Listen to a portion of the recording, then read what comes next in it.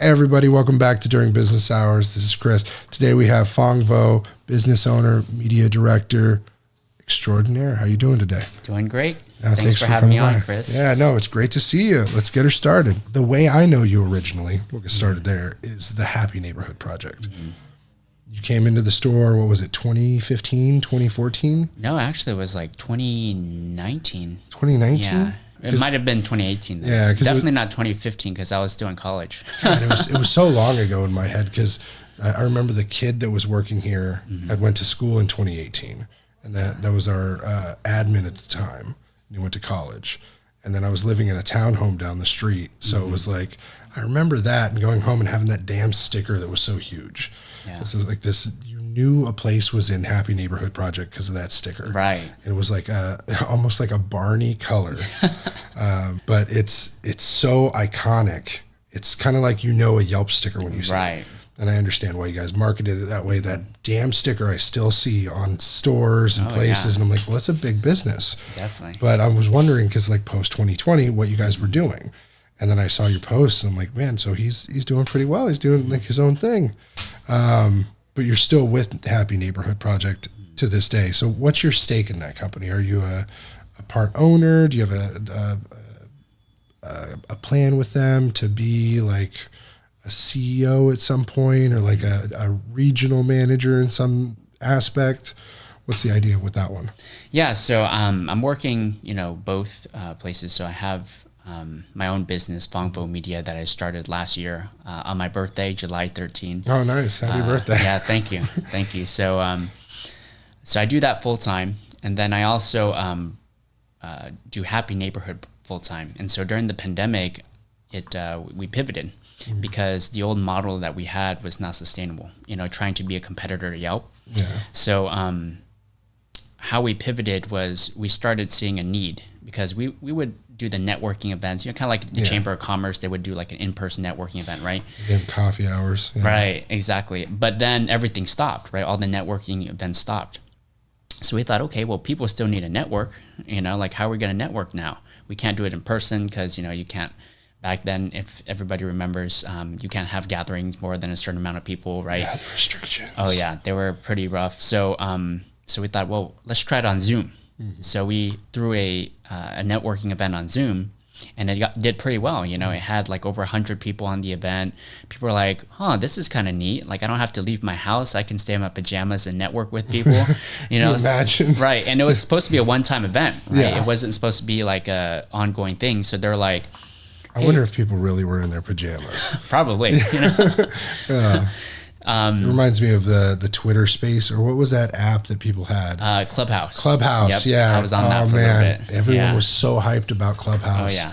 And now you never see anybody post about it anymore because it was Exactly. exclusive, invite only, only on iPhone. Yeah. And you had to know somebody who was in it, and they had to have a certain amount of invites. Mm-hmm. I wonder why that died.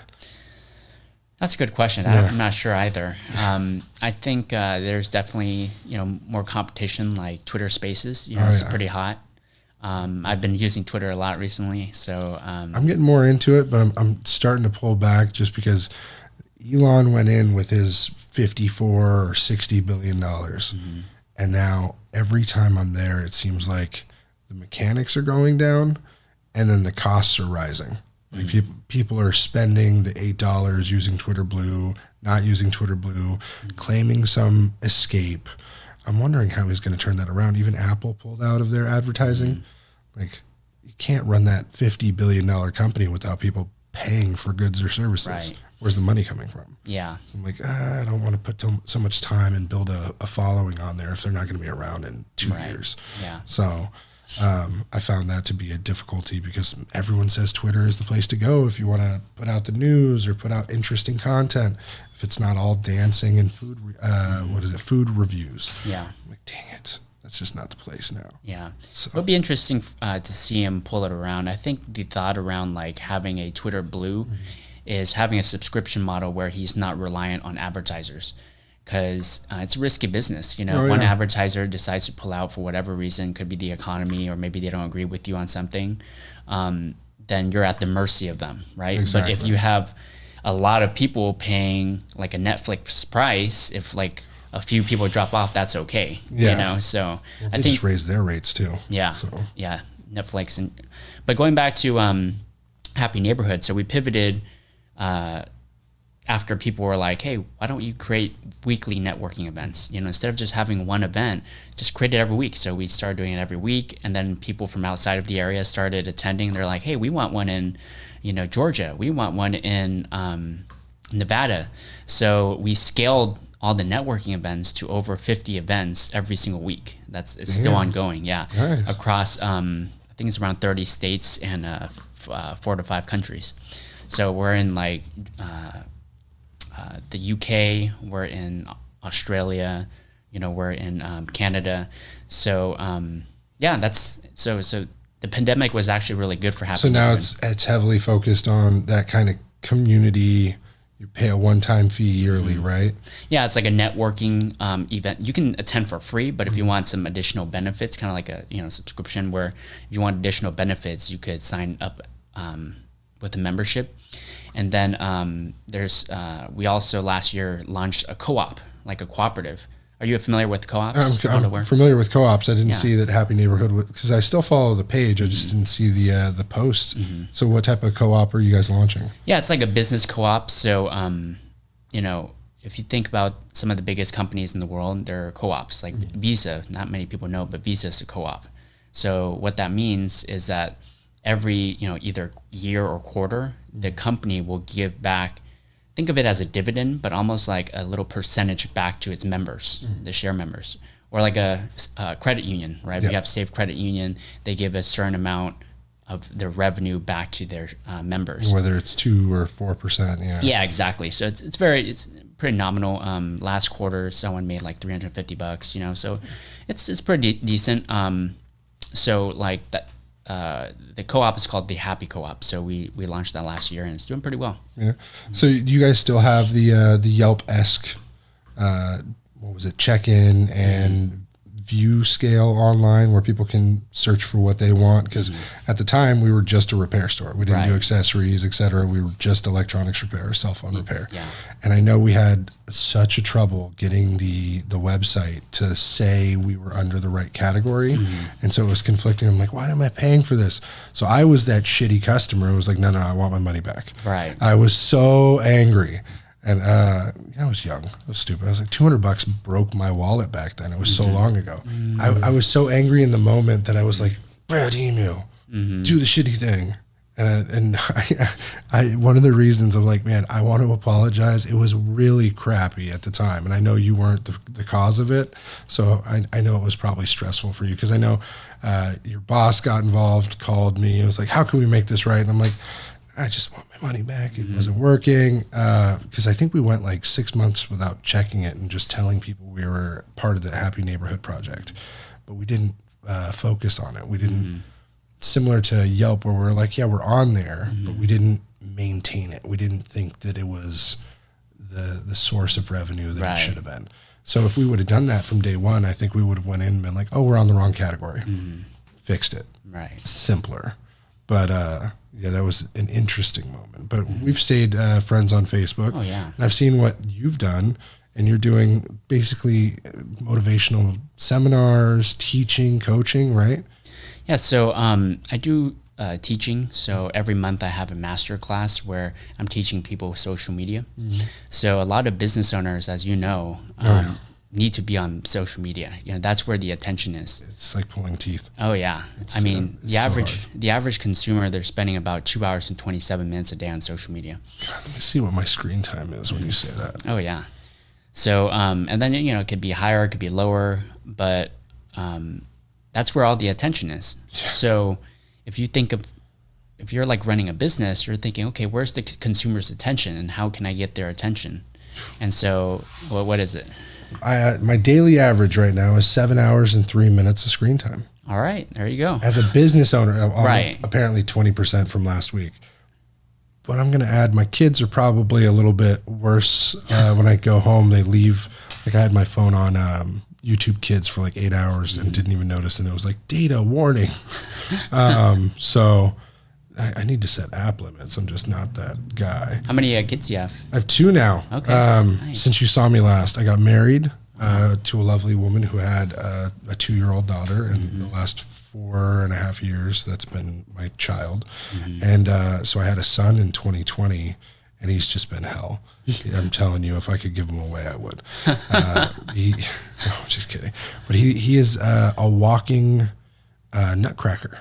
Huh. I'm going to say that in the most lovely way. He just loves to run up and pop daddy in the gentleman. It's so funny. That's hilarious. It's so funny. He's just like, fight, pop. Or he'll just run up and give like a hammer fist and pop. And sorry for the mic. But he is one of those kids that's destructive because he's got a big sister that, does everything she wants. Right. So it's so funny. Nice. You happen to have any siblings? Yeah, I do. I have 3 younger siblings. I'm the oldest. Oh, you're the oldest. Okay, so you have to be the wise one. Right, exactly. See, I have to be a little temper.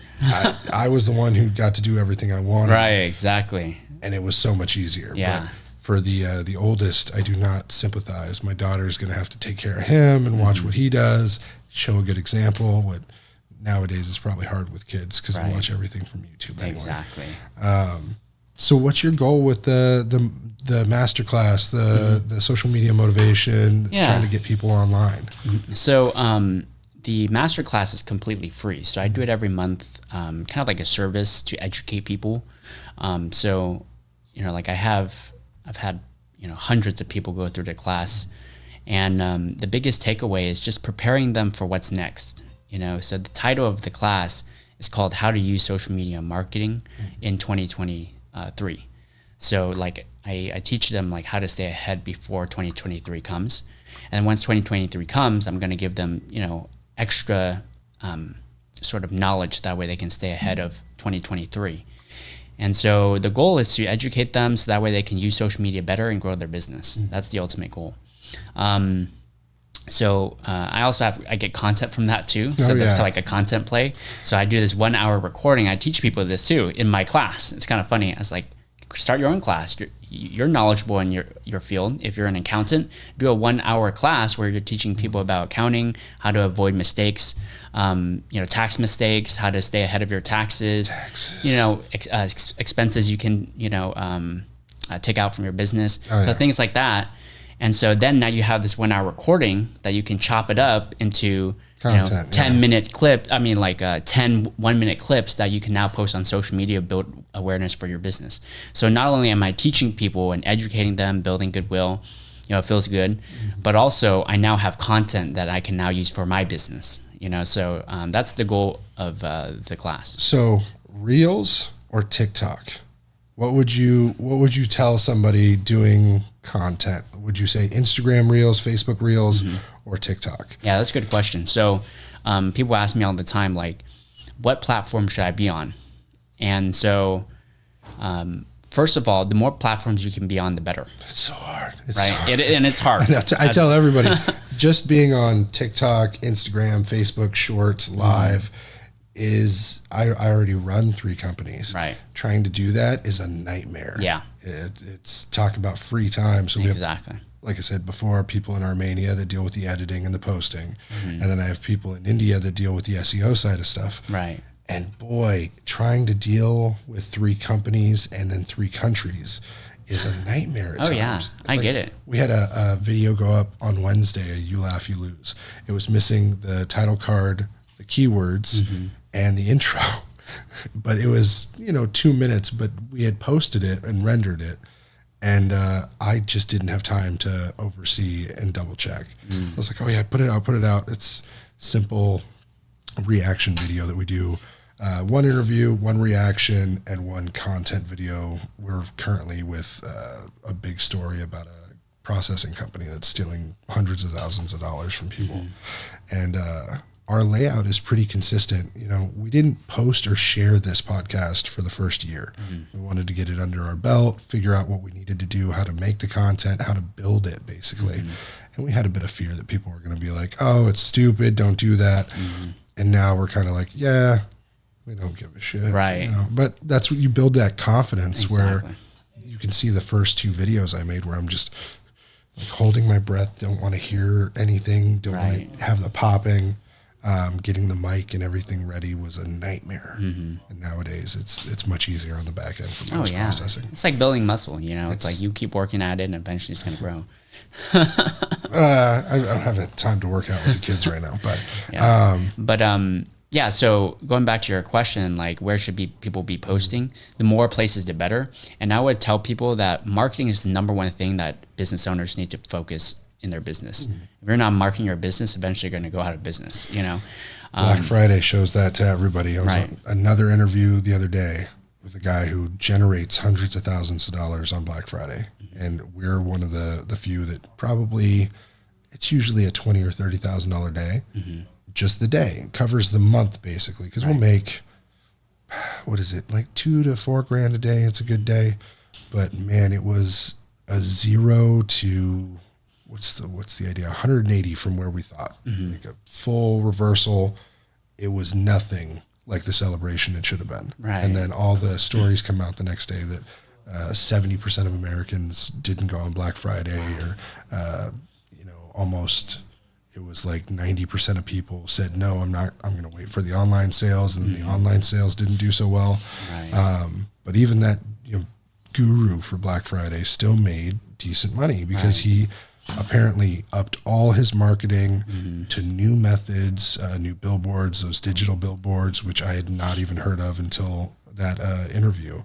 But traditional media is just not working the same. The newspaper, the postcards, the dropping off at your carrier stores for what we do, it's not going to last. Old school is not. It's losing to new school.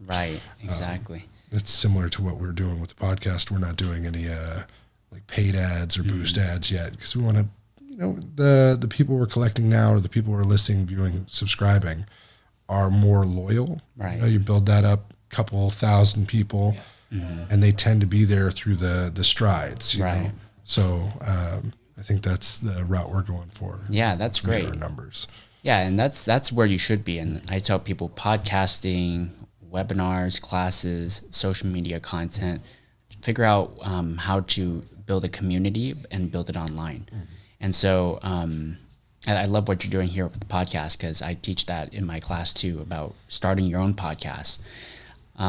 But like if a business is not marketing, eventually they're going to lose market share to a competitor that is, marketing and being on social media. Exactly. Somebody doing it faster. Exactly. Because if you're not posting on social media, and let's say I need an accountant, right? One account, I'm doing my research. All right, let me find some accountants near me. So I start doing research. I look at their social media pages. I see one accountant, they're not posting anything. So I'm thinking, okay, well, are they out of business? What's going on here? And I see another accountant posting every single day or multiple times a day and educating me on what I need to know before I hire them.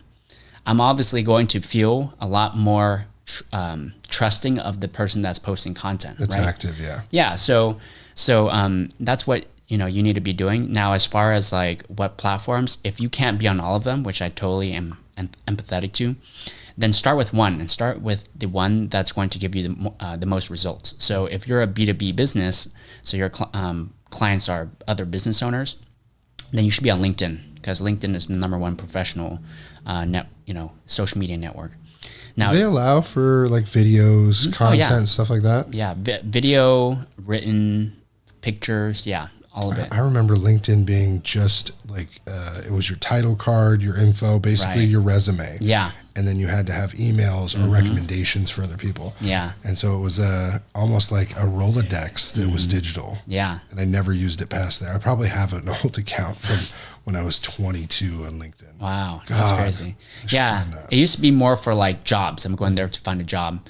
And then it's transitioned to more of like a social media company. So people are really going there to see content now. Oh, nice. Yeah, so B2B businesses should be on LinkedIn. I'm on LinkedIn heavily because you help other ones, Yeah, I work with other business owners, helping them with their social media.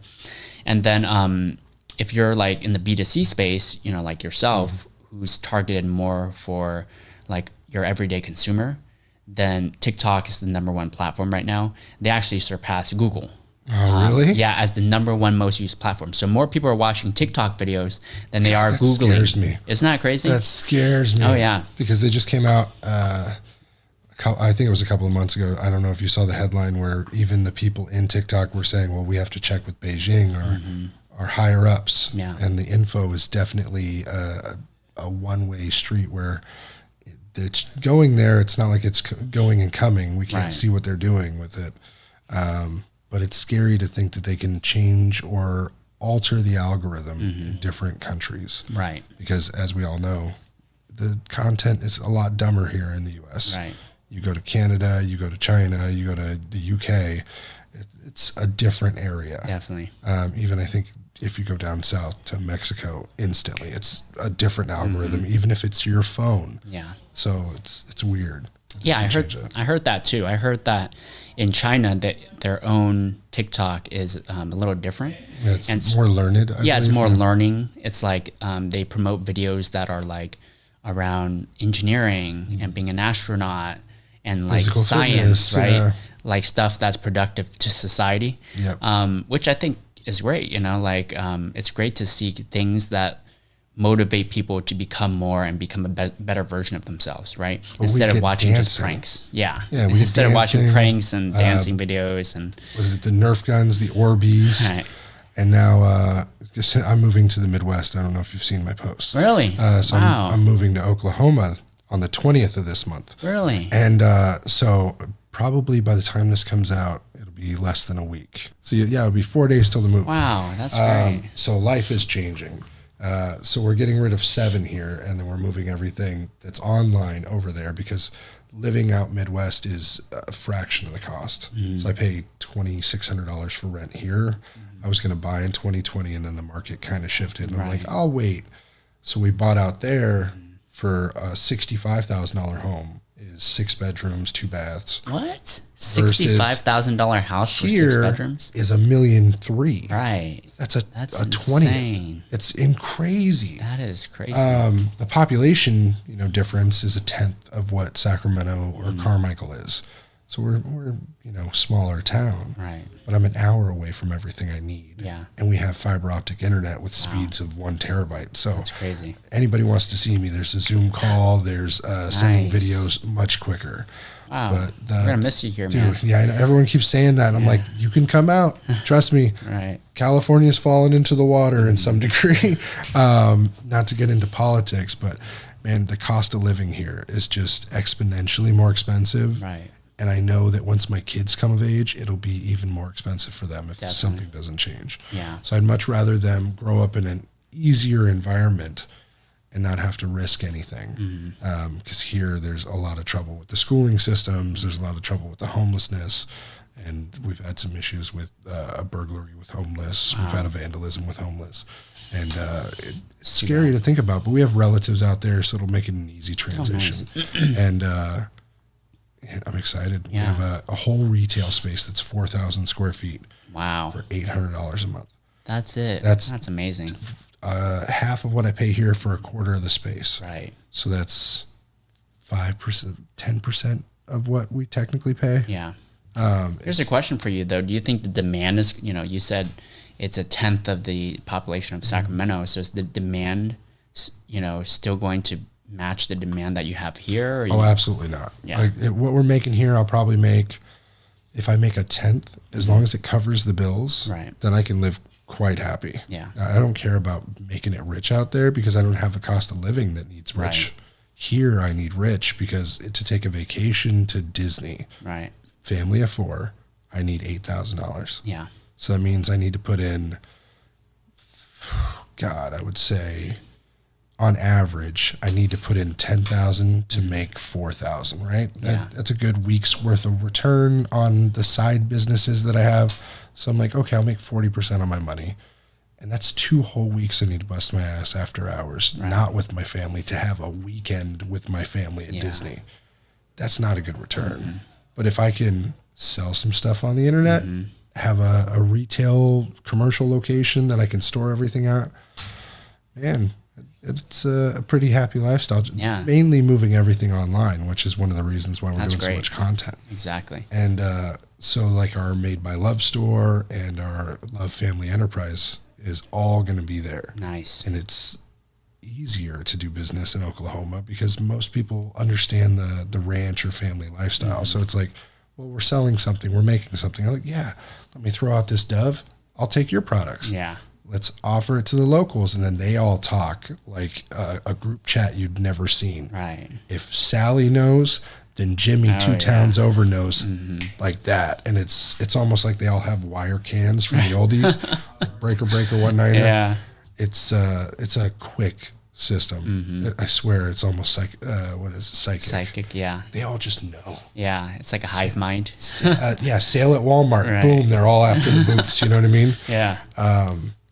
But small town Western stuff. Yeah, that's exciting, man. It'll be new. I got to take out and make sure all the Yeezys are gone because there's going to be snow. So now I got to grab snow boots, a damn shovel, and a mower that I didn't have to have here. So that's about all I need. Yeah. And then we got a basement now. So tornadoes everyone warns about. Really? But Midwest. So there's going to be earthquakes, and then you have fire and riot here, and then you have tornadoes out there. I'll take tornadoes. Yeah. Act of God. Let's go ahead. There's always going to be something wherever you go, you know? But so with your shop right now, do you guys, can people like ship over their phone? Well, so the electronics will still be here. The Love to Fix will still stay here. Okay. There's too many employees to try and be like, bye. Yeah. But it makes enough to pay everybody, make a little bit on the side, pay its taxes, have a good day. Right. But if I shut that down, then that's kind of like shutting off a faucet of a little bit of free money because it's already established. Exactly. I wouldn't want to move it unless the landlord keeps upping the rent. But that's then you can only do so much and then start moving. But I'll be here every couple of months because my daughter, her biological father, gets a visitation every few months. Got it. So we'll drive back, make a road trip of it, and drive back. I'll stay here 3-4 days while she has the visitation. Yeah. What I mean is like I know this company called Sell Your Mac. I don't know if you ever heard of them. Yep. Okay. Yeah. So it's like, they're kind of like, if you think about it, they're a little digital because people can ship their iPhone from anywhere to their facility and they fix it and then ship it back. Yeah, we do the same with, you do the same here? Yeah, we also have a B2B option, but we've toned down B2B because almost everyone we do something like micro soldering, right? Everyone's starting to do it. Everyone's advertising it now. So it's not really needed in the industry as much. And so on the customer end, we're charging less for what most people are starting charging. And so we're like, we'll just maintain it. It's fine with us. We're still making enough. Right. I hate the idea of like charging the premium out the gate for what we don't know or we're not proficient or experts at. There's too many devices to know everything about everything. Right. Unless you're just doing iPhone repairs or you're just doing Android repairs, you're not the guy. Right. You're one of the guys. So most of our stuff is pretty like standard with the industry of like pricing and availability, and they can ship back to from. I think we do Canada, U.S., Mexico, but all that is going to be handled by Eric. Luckily, Got it. I'll be hands off, no longer the operator, free and clear to operate. That feels nice. Out of the state. So I mean, not even the B2B. Like, do you guys have like other people, like just consumers, like everyday consumers being able to ship stuff to your office? Like let's say they live in Nevada and then they hear about you online. Are they able to like ship their phone? Yeah, if they go to our website, they'll fill out a form and then we'll send them a shipping label. Got it. So they can print it out at home, slap it on a box. The biggest issue with that, the liability is if it gets stolen. USPS. I don't know why people write phone or like tablet on there. Wow. They will get it stolen. Oh, no. It'll be destroyed or mispackaging. Nobody knows how to wrap bubble wrap around anything. And I tell people, cases and screen protectors are like condoms. It's 99%, but you got to know how to use it. Right. Protect yourself at all times. Right. But boy, it's only going to deflect 99.9%. It's a good rate, but that one person, it's more like gets the crappy case and they take up so many people's percentage because they bought the crappy case and now everyone else is screwed. Right. That makes sense. So what's the plan for Phong Media? Oh, Phong Vo Media. Yeah. So my mission in life is to impact billions of people, in my lifetime. And so I thought, okay, well, how can I do that? And one of the ways is just using my strengths and my skills to help business owners. But also my vision is by 2026, I'm going to be providing services to nonprofit organizations at a heavily discounted rate. So that way we can help them market and grow their nonprofit, build brand awareness, and now they're getting more funding for their nonprofits, and that way they can help more people. So through my service, I'm able to help nonprofits and indirectly help other people that they serve, right? And is it strictly social media? Yeah, so right now we're just working with for-profit companies. So the nonprofit stuff is not going to happen until 2026 because right now we still need to build the foundation, the portfolio, to be able to actually help nonprofits, right? We can't just go right off the bat and start helping nonprofits like that. And so right now it's building that foundation, building the organization, and then eventually launching that later. So what we do with Phong Vo Media is we provide organic social media services for small businesses. Mm-hmm. It could be B2C companies, it could be B2B companies, but we create original content for them. So, for example, if someone wants to create a podcast, we'll help them do that on Zoom, and then we'll help them record it. We help them interview people, and then we take that content and then we chop it up into smaller pieces. And then you put it out. Yeah, video, but we also take out the transcription. So we'll make another post. We post a video and then we post the words that were said in the video. The caption, yeah. Right, the captions. So that's, stretch the content, right? Oh, yeah. Drain it for everything, I understand. And then that's one of the hard parts about this is like trying to make shorts on the interviews or the you laugh, you loses is so difficult because there's not so many like gotcha moments. Right. It has to become more motivational. Exactly. It kind of gets hard there because there's so many people doing it and it's a saturated field. Definitely. But the YouTube Shorts is so it's fantastic. I run a separate vlog channel just for clips that I get for family, friends, whatever. And we had a video of me and my daughter fighting. It was so funny. But that went skyrocketed on YouTube. That's amazing. It was like 25,000 views in the first day and still only one subscriber. I was like, that's the content. So every 25, that's a pretty good case study for a really funny comedy clip. 25,000 viewers. You get one person that wants to see another clip. Right. So I'm like, yeah, that's the way the 100,000 for. Yeah. 200,000, 8, so on and so forth. I'm thinking about it. I'm like 1 million views. That's only, 80 people on the high end? That'd be interesting, but hard to do. Yeah, definitely. And that's why I tell people if you want to go viral, you can't predict virality. You can't say this is going viral or this is going viral. You just have to create a lot of volume and put it out there. And then by putting a lot of volume, you increase your chances of going viral, right? Because there's going to be at least one that goes viral. And so one of our partners, we call all of our clients partners, their company is called Foodum. So they provide in-home chef services to busy parents. And so like you're busy, you're like, I don't want to cook. I don't want to order out, take out because it's unhealthy. I'm going to have my biggest problem is so my son's addicted to chicken nugget French fries, but he looks like a 5-star runner. He's so tiny, but he's long. And so he's like, oh, French fries. So my wife's like, oh, running late, don't want to cook. Yep. Especially during the last couple of months planning the move. And me, I'm just like, no, lunchtime, let's grab Togos. Right, exactly. It's much more convenient. Oh, yeah. Or sushi was next door, and that was a problem. Oh, yeah, I remember that. But they've been closed for a long time. Luckily, saving me money. Right. So, yeah, the private chef comes over. They, do the grocery shopping if you want them to. They cook the meals, very healthy, very nutritious. They clean the dishes and then store your food for you. And so all of this is it's pretty affordable. It's, less than $150 a week, which, for 30 portions or whatever. So they do it like one day and make $150.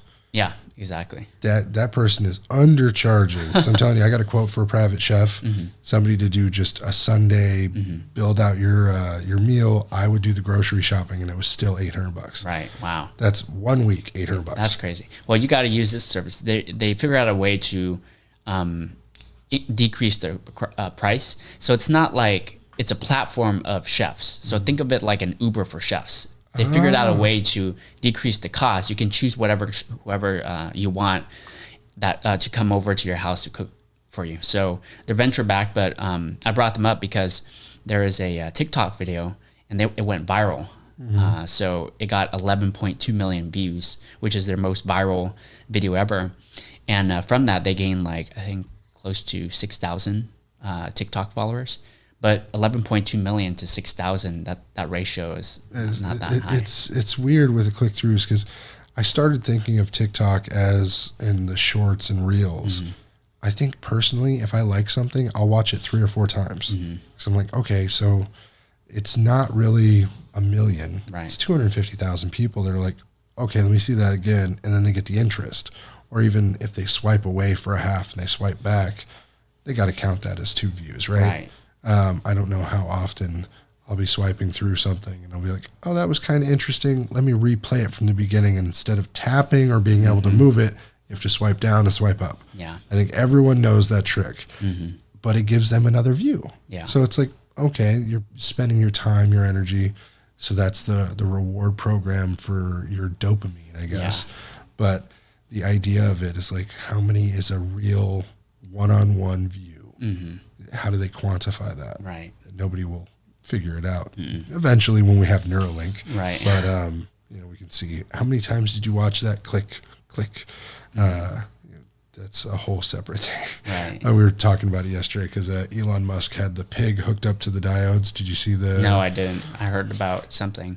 He is trying to create like an actual eco-skeleton, kind of like Call of Duty. Circumvent from your head to your I muscles. know what Neuralink is. Yeah. But they're close. They have Human trials in 6 months or something? that's going to be crazy because if they take a person who is handicapped in that way and they get them to walk or do something That'd be insane. Nobody will ever second guess him again. They'll be like, okay, I'll just turn it off. Right. Like you can't do anything wrong. He will control the world if he creates that. So many people will want it. There's so many people, military use, government use, different countries will want that capability to map the brain and insert what they want there. And I know there was talk of people using it to see even though their optic nerve is damaged. That's the craziest thing. Right. Being able to insert an image in someone's head, then you can start messing with psychology, hypnotherapy, pattern recognition. Right. It gets deep. Yeah. Talk about the SAS and all those people trying to hypnotize people back in the day. Do you think it's a positive? Do you think Neuralink is going to be a positive force or a negative force? I think it'll be, if they correctly map the brain, I think there's nothing they can't control. So imagine if they map the brain and they know how to put images in, take images out, they'll know exactly how to get your buttons to say yes, buy, or no, don't buy, or a convicted criminal to kill somebody or do something stupid or change their ways. But there's endless opportunity to just create the human you want. Right. All of a sudden, make their face lift a little more because they can stimulate the muscles at all times, and you'll never know what happened. Imagine an anti-Botox. No chemicals, just a little brain surgery. Wow. It'd be crazy. It'd be... Elon Musk is crazy. He is like a elderly Mr. Beast, just broken on this record of okay, human nature. Let's improve it. Right. Let's improve it. Let's go to the moon. Let's go to Mars. Why? It's... How do you even get into that? He was making money on PayPal. But that's a whole... I don't want to get this interview off the rails, but let me get that napkin from you. Oh, yeah, sure thing. I think I have more over here, but I got to blow my damn nose. Oh, good. I think that scent, that candle scent, is making us all sniffly. Oh, really? I can hear you as well, so I'm like, oh, no. Trash.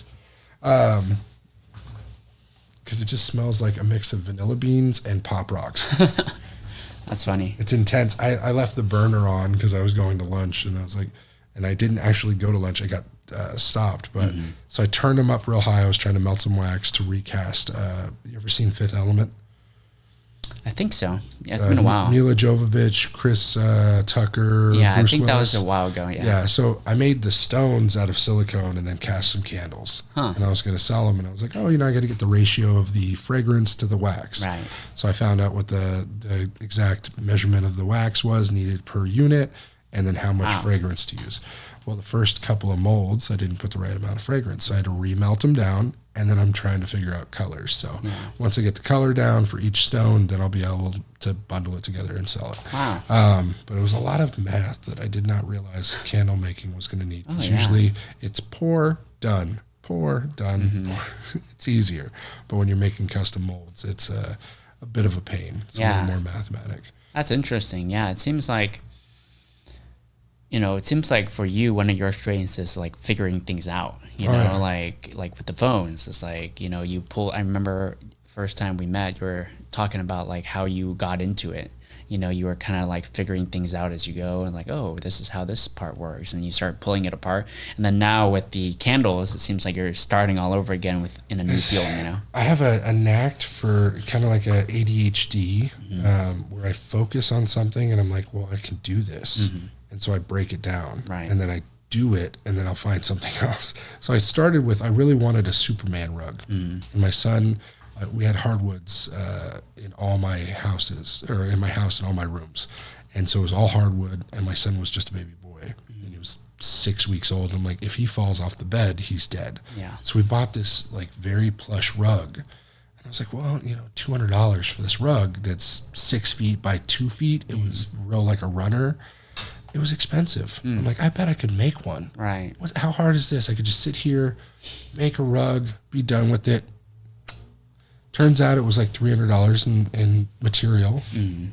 And then I now can make rugs as many as I like. And so then my wife's like, I can make body butters because I have eczema on my elbows. Really? So dry elbows, basically. Yeah. And so she made that. And I'm like, well, we could make a business out of this.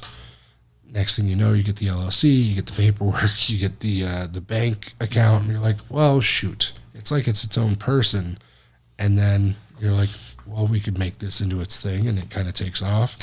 And now we have, I think, 20 different SKUs, and it's just kind of blown up. That's amazing. Accidental. This one was not a petty, like, oh, somebody sold me something and I did it better. Love to Fix was definitely a petty, like, I bought a service from somebody, they did me wrong, and then I did it better. Right. Not to say that it's better than anyone else, but it was one of those times where I was very petty and young. Right. Oh, I can charge less, do more. But I was not on social media for the first 2-3 years at all. I hated Yelp. I hated Facebook posting.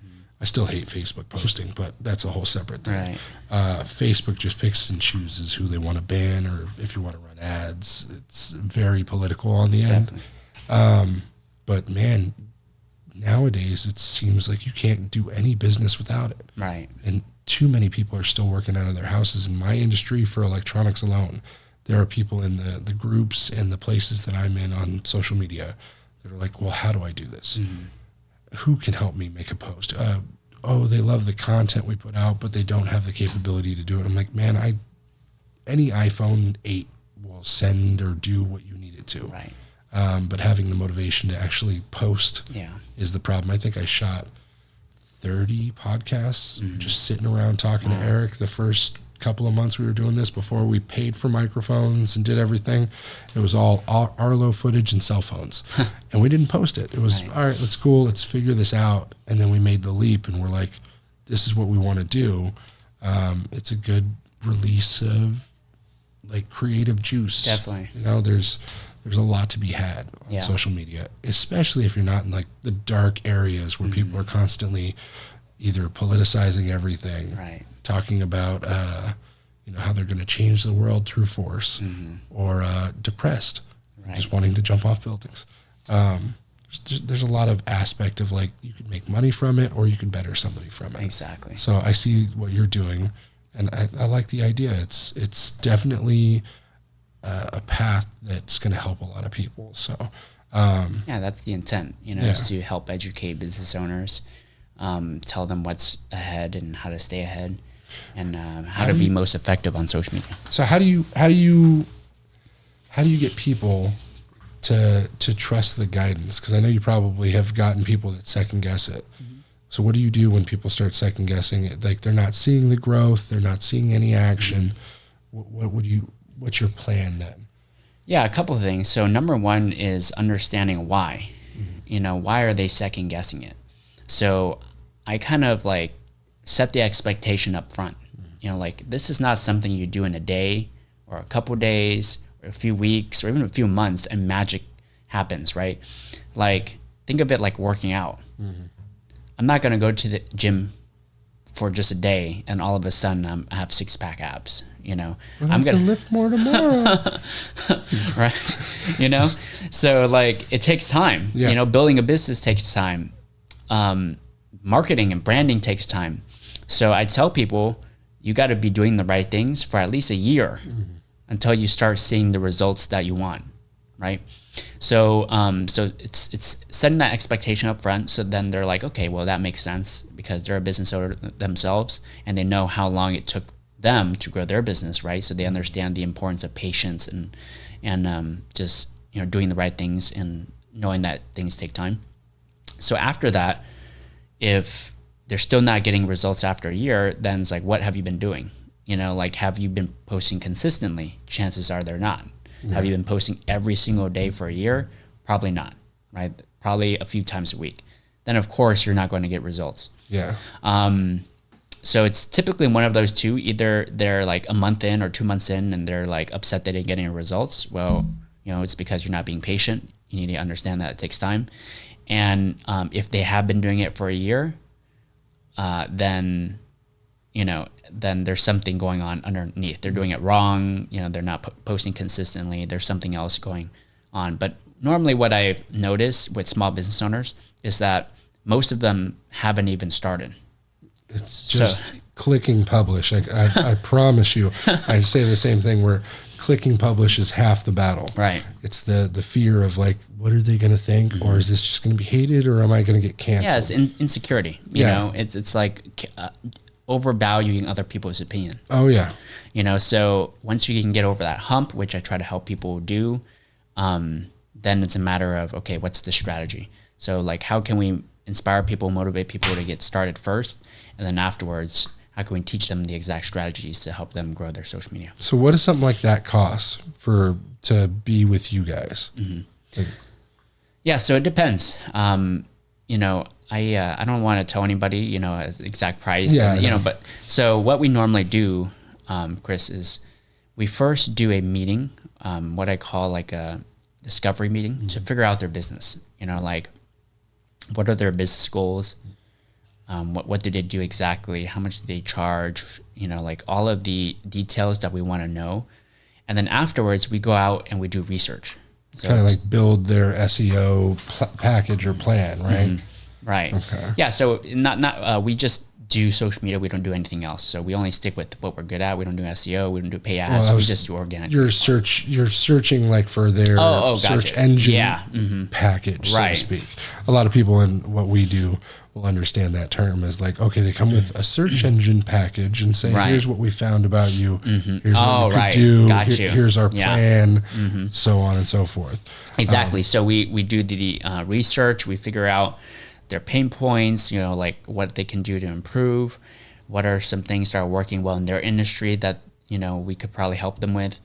And once we come up with sort of like a strategy, we have a strategy meeting. So we share with them our findings, and then they could either do it themselves, which if they want to do it themselves, I'm fine with that too, because I like to see other people win and succeed, So that's cool with me. If they are like, hey, you know what? You can probably do it better than I can because you specialize in it and I just don't have the time, which is usually what most people's problem is not being able to do it themselves because they just don't have the time, right? Because you got to focus on what you're good at in your business and delegate all the other things so that way you can move faster and grow faster, right? Yep. So if they outsource it to us, that's great. We figure out like a custom package for them. So that's usually how we like help people. We don't just go in and say, hey, this is the price. It's not like a product, this is a service. I hate when people are like $2.99, $6.99, $13.99. Yeah.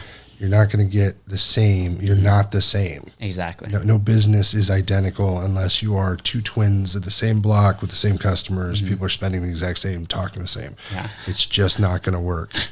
And too many of these course fanatics, and I am so anti-masterclass, I'm sorry. But you're teaching something that worked for you to people it's not going to be the same for. And so you can't generalize everything. Exactly. So if you do something like that where it's custom packaging, here's where your pain points are, that's fantastic. Yep. But people, there's so many of these guys that I know that are like, this is exactly identical for everyone. Right. Here's your new operating policy. Yeah. Starting today. I don't have hair, but I flick. I remember that in college, I was doing an internship. It's not your typical internship where you go get coffee for people and stuff and doing like all the grunt work, right? It was an entrepreneurial internship where they actually have you do business. So what they did was their business model, they're a painting company. They're called CollegeWorks Painting. Shout out to CollegeWorks Painting. They would hire these interns. They would invest in these interns, a few $1,000s, and they taught them how to run an exterior house painting business. So they would teach us how to go out there door to door and get leads. Oh, yeah. And then they would taught us, go into the home and do like a presentation, how to close on the spot.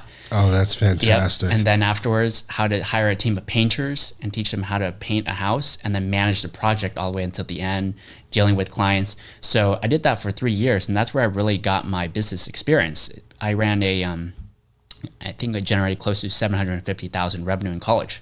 Just painting from business. lead generation? Lead generation and, scaling and, doing sales. So you paid your college debt fast. Oh, yeah. I don't have any college debt. So I grew that business to like 7 managers, 16 painters on my team. So it's a pretty sizable business. And so that was where I got my business experience, and one of the things that we learn is that, our prices were a little higher, but I remember there are always some price shoppers, right? Yeah. They're like, I know a guy down the street that can do it for X number of dollars and super cheap, right? And so we figured out, I had to learn how to objection handle that. Oh yeah. And tell them about, you're comparing apples to oranges. Like I remember this a few days ago. I saw this funny TikTok video that went viral, and the caption was like, like when a customer says, I know someone can do it cheaper, and it's like this total fail. It's like this guy, he was like cutting the tree. Did you see that? I've seen a million of them, but in our industry, there's always somebody can do it cheaper, and then they bring it to you after. Like when a customer says they can do it cheaper, and they open a phone, except there is no phone. Right. It's hollow. What they do with your parts. Right. Or they're missing panels.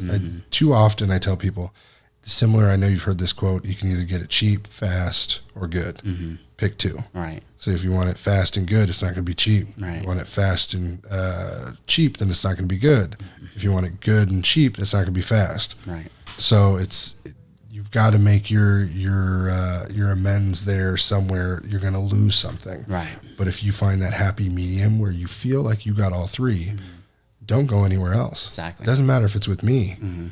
I'm very transparent with the expectation up front. I am not fantastic at everything, but I'll work for you on anything that you pay me to. Exactly. So it's much easier. We're kind of like your hobby handyman for hire for electronics. I have right now, I think, 3 Christmas gifts that people have brought in, like decorations. We have a banjo playing skeleton that doesn't power on from last year. Probably left the batteries in, corroded. We'll clean it up, charge them $20, be on your way. But we fix just about anything. Yeah.